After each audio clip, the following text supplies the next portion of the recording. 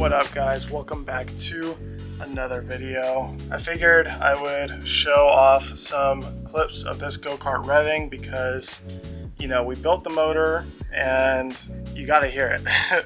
But I figured let's take the muffler off, let's hear how this thing sounds.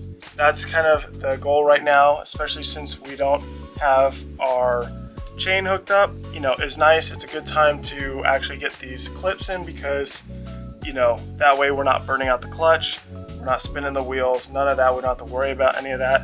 It's disconnected, it's ready for some revs, and I know you guys want to hear this thing. We've talked a lot about it, we've talked a lot about how to build this motor to the right spec.